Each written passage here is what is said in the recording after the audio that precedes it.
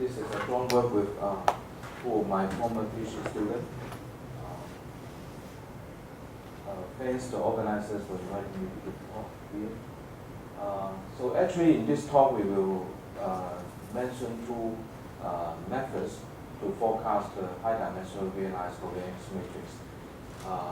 So the first one is actually a time series model. The second one is actually a deep learning model. And you will see how they work. So of course, here we are interested in realized covariance matrix, which is constructed from high-dimensional tick-by-tick data.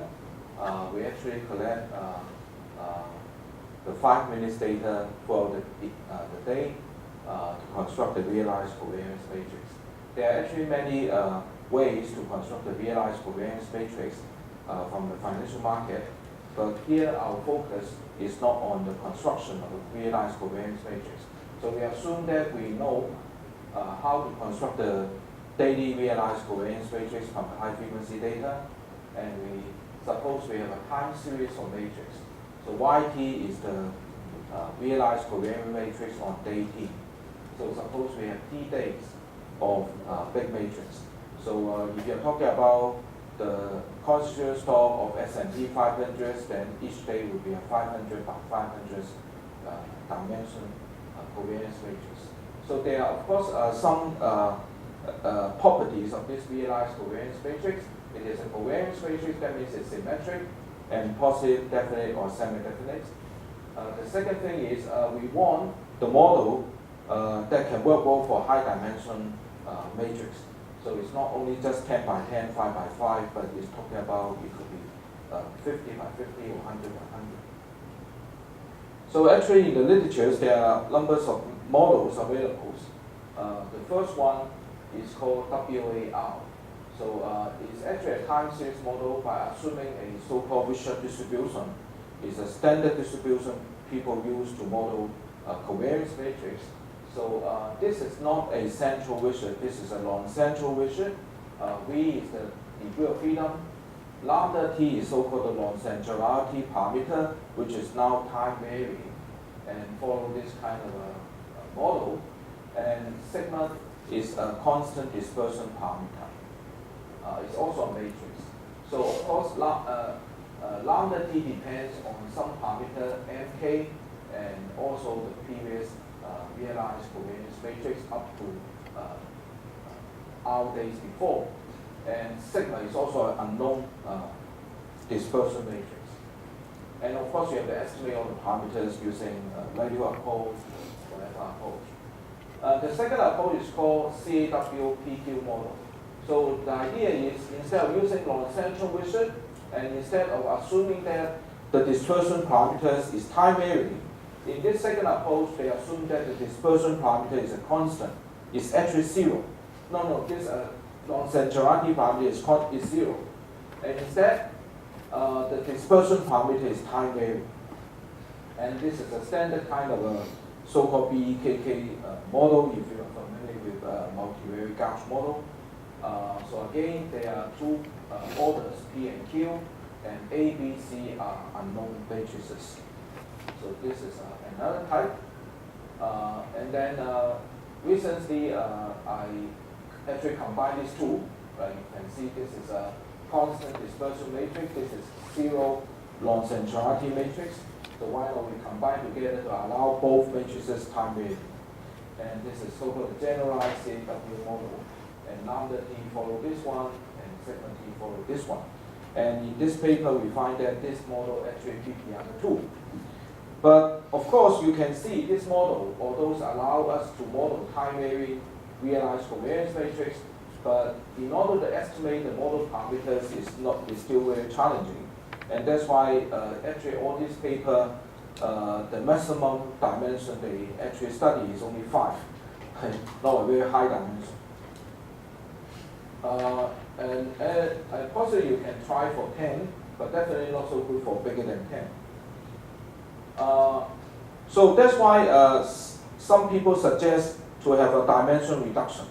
So there's a kind of a two-step approach. Step one, Step one is to use so-called matrix factor analysis, try to reduce the dimensionality. So y, bear in mind, is n by n, it could be very high dimensional. Now we try to reduce it to a small dimension, so ft. So ft is a small matrix. It could be 3 by 3 or 5 by 5, anyway, it's a small one. And L is a kind of loading matrix, just like the factor model. So if you are familiar with one-dimensional factor analysis, then you will think that this is actually the same kind of variance covariance decomposition under the factor model. So L is a constant matrix.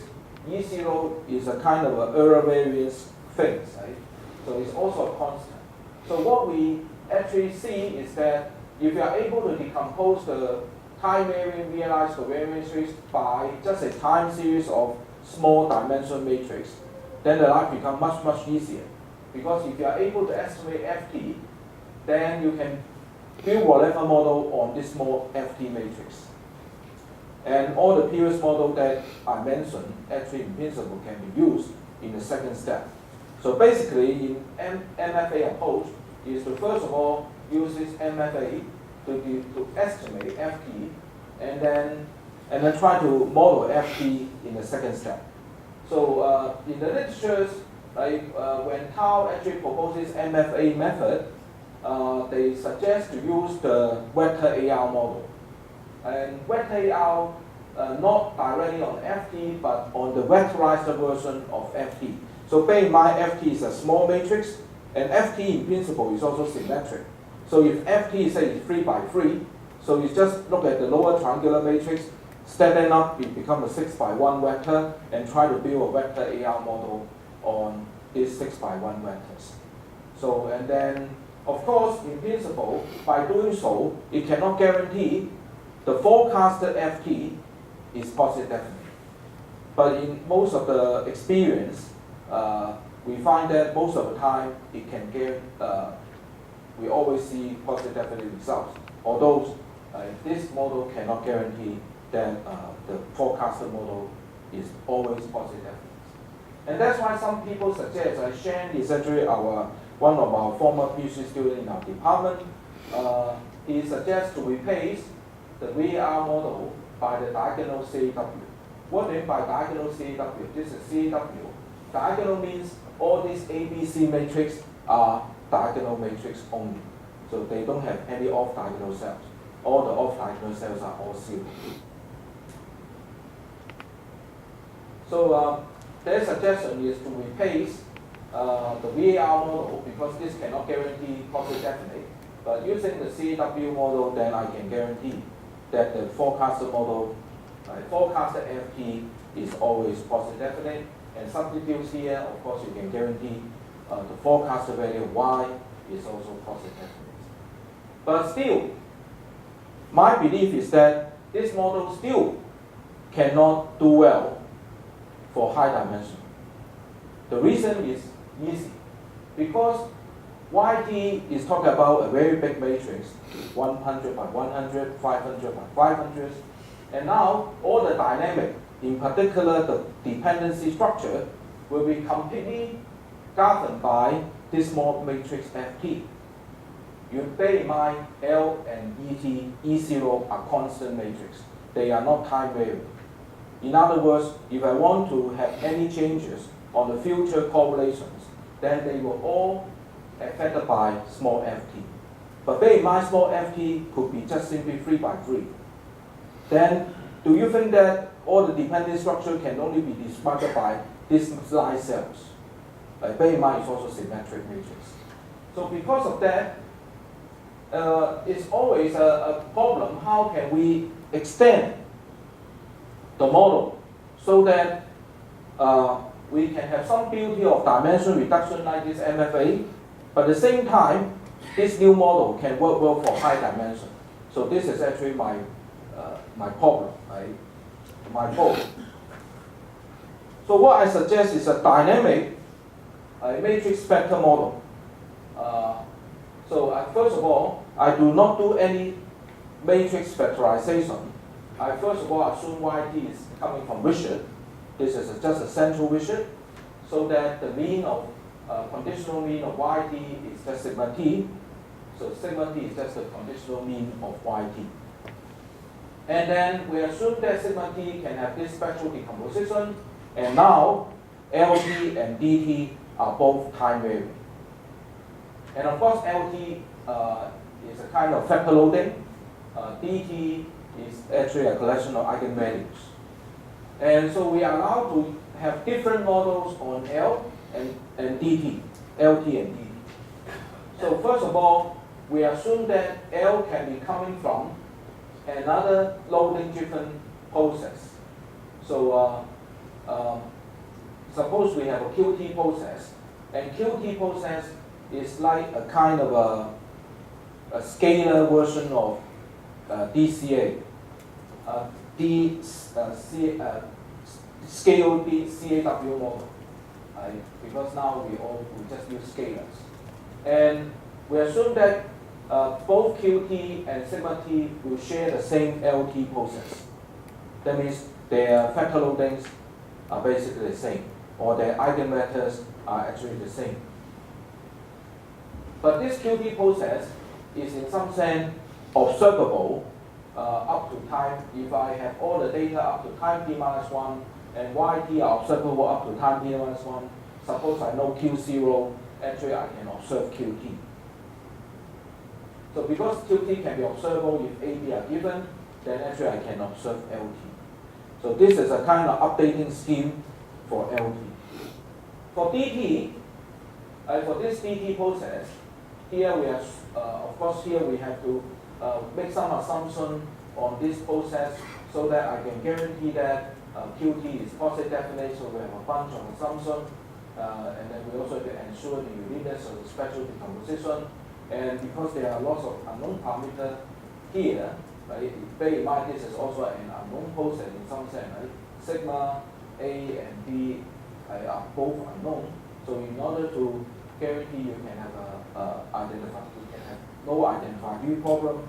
So we also have to fix the scale so that the scale of this sigma is a constant matrix, is a kind of like an intercept matrix in a model. And then for the eigenvalues, here we just simply use a Gauss 1-1 model. It's a very popular model in time series modeling volatility. So here we use this one. And the EIT is a kind of a function of the L and also Y. The aim is that I want to have this conditional mean of EI is just the EIT. So that this updating scheme satisfies the usual requirement in a Gauss 1-1 process. So again, you have some standard assumption used in fitting a Gauss 1-1 model so that you can have a stationarity situation, and also we can guarantee that sigma t is positive. And okay, so basically this summarizes the model. So we decompose yt according to follow the Richard distribution with this dispersion matrix. It can be decomposed into eigenvalue and eigenvectors, and then Lt share the process of the Qt, and dt follow the Gauss 1-1. And of course, this model contains so many unknown parameters. N is the dimensionality of the matrix. So, so in other words, when N is talking about 100 by 100s, then this still contains too many parameters. So in order to do well, so because all the eigenvalues are expected not to be large, only some of them are large, most of them to be small, and maybe for those small eigenvalues, we can just assume that all these alphas and all these beta for the smaller value of eigenvalues are both the same, so that they share the same Gauss 1-1 process for the later part of the Ds. And if that is the case, then you can reduce the total number of parameters to 2R minus 3. So R is just a number from 1 to n. So the maximum is just 2n plus 3. So this is idea. And we can choose the optimal dimension R using the BIC, Bayesian information criterion. So here we look at an example. Suppose we use the 30 constituent stocks of Dow Jones Industrial Average. We collect the data from NYSE TAQ database, and we estimate the daily realized covariance matrix using a method called ARVM. And usually the first half hour quite volatile. Usually we will remove those data, avoid opening effects, and we take a 5 minutes frequency to construct the covariance matrix. And if the number of observations in a day is too small, say less than 100, then we'll fold away that stock. So at the end, we end up with only 25 stocks. So we have a 25 by 25 realized covariance matrix. And these are the time series of the variance, just the diagonal entries. So these are the diagonal entries. So in principle, it should be 25 by 25. But here we only look at the diagonals. So we have 25 variants. So you can see they share some similarity. In particular, you see that they usually have a big, sharp, big value, high value volatility near the subprime crisis, and also in early 2010. That is related to the fresh crisis in May 6, 2010. Okay, so this is actually our result. We actually we have 1,752 trading days. So we use the last 252 days for testing, and we use the previous 1,500 observation for model building, and then we move the window 1 day forward and keep on using the past 1,500 observation to build the model again and to forecast the next day realized covariance matrix. And the performance measure is this forecasting kind of a forbidden norm of our observed and predicted covariance matrix. So there are some other model for comparison. Say suppose I use the moving average. I just use the past certain number of days, taking the average as a benchmark, or I can use the EWMA as a benchmark. And you know, in MA you have a parameter, and the parameter is determined based on the training data. So we try to optimize the parameters as well. And remember, we also mentioned 3 different MFA, MFA and the VAR. MFA CW, that is, this is non-diagonal, and this is diagonal. And these are the forecasting errors. So of course you see our model actually beat all the others. You can see all these MFA. They may not even perform better than MA or EWMA. As I said, right, after dimension reduction, the loading matrix remains constant. It won't work well for high dimension. So of course, people may think that deep learning is also very powerful, right? Can we use deep learning to forecast the realized covariance matrix? So you can see a lot of amazing applications. This is one of them. We use it for macro imaging. People even use it in arts. Possibly you heard about this story. So they try to collect some artist's works and then try to replicate another one. So at the bottom, 3 of them are really drawn by the same artist, and 1 of them is generated by the machine. Do you know which one is generated by the machine? Anyone know? Maybe we have a show of hands. Do you think this is drawn by machine? Do you think that this is drawn by machine? Please raise your hand. Do you think that this is drawn by machine? Okay, we have more people. How about this one? Okay. The answer is the third one, right? Actually, we have an exhibition in 2016. So what we want to do is, because you know deep learning performs pretty well in image vision, right? So why not we view this covariance matrix as an image? Right? This is a covariance matrix. So we might be able to view it as an image. And if you do it that way, then maybe we can use it to forecast the realized covariance matrix, right?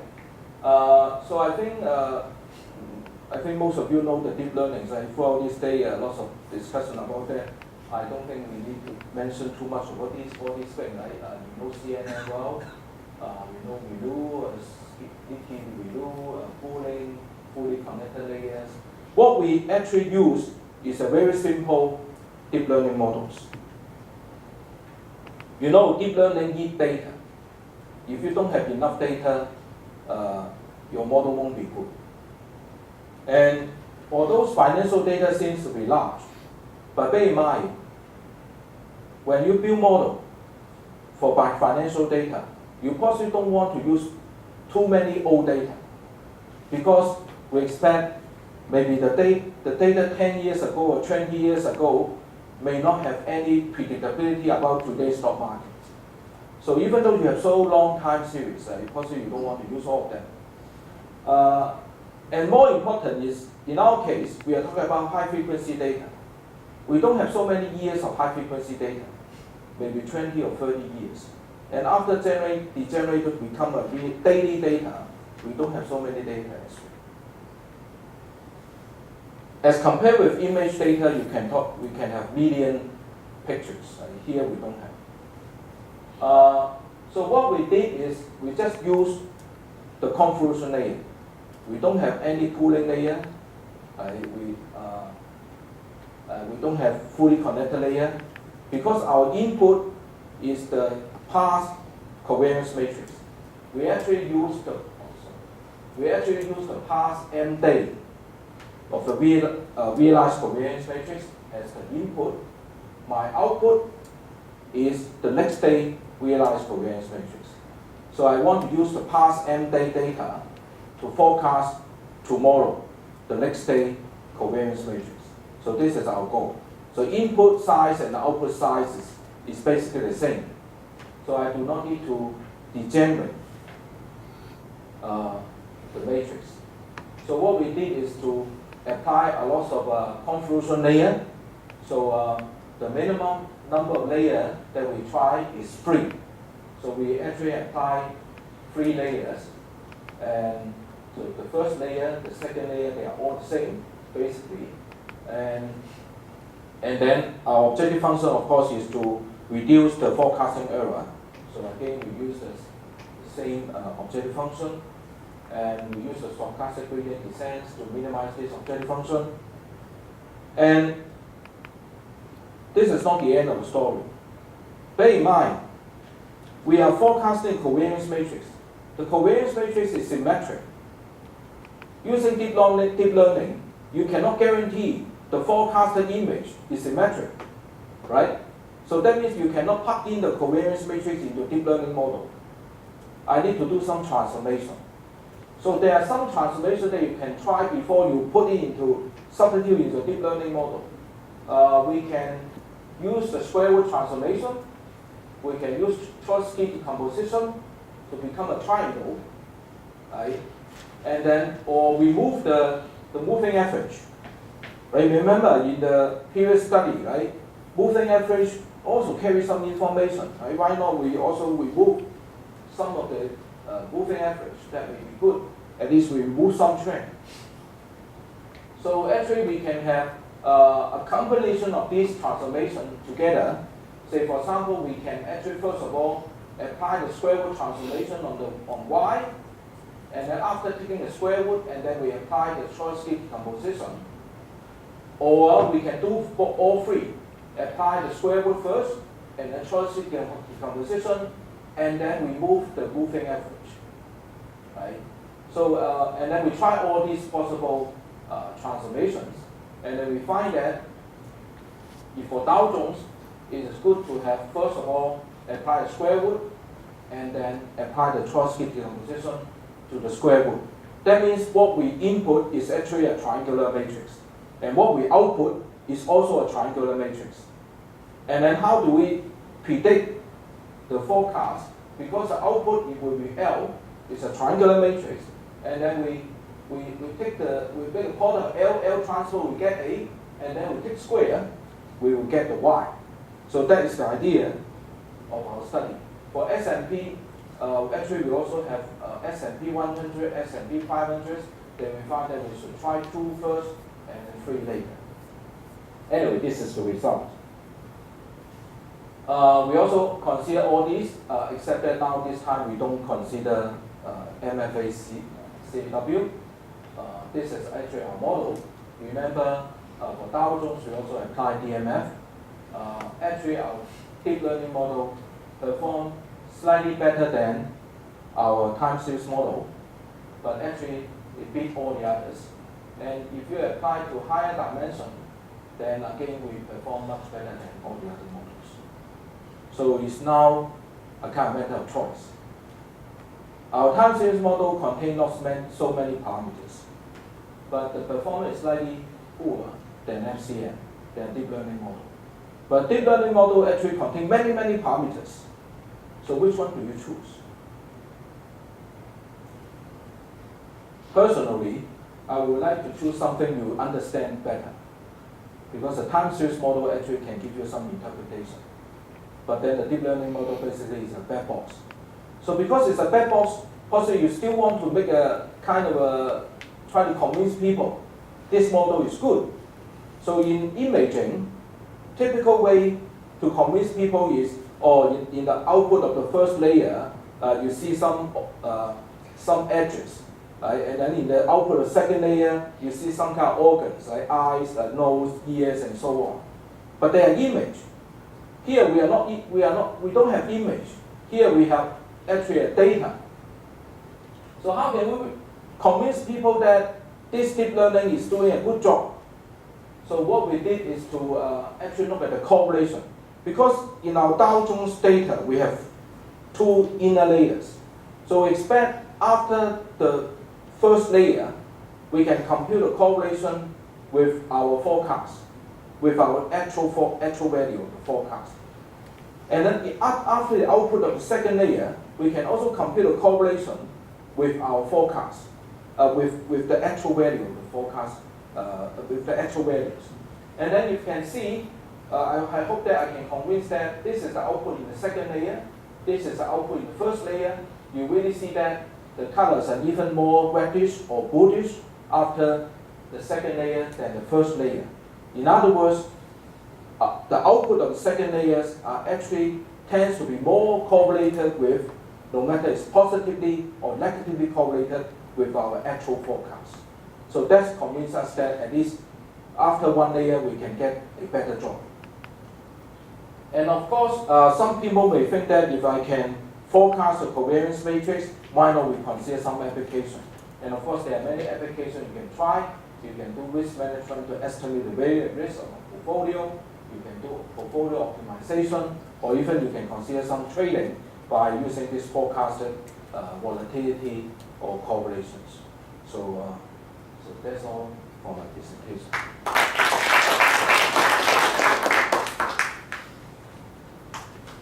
We have time for one short question.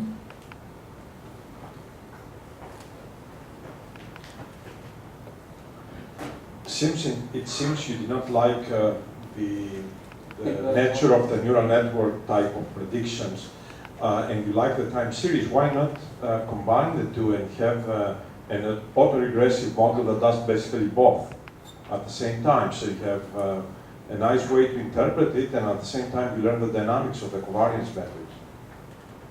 Yes, we can try. Yeah, in particular for higher dimension. Yeah. So yeah, definitely this is an opportunity. I see some work they combine the two.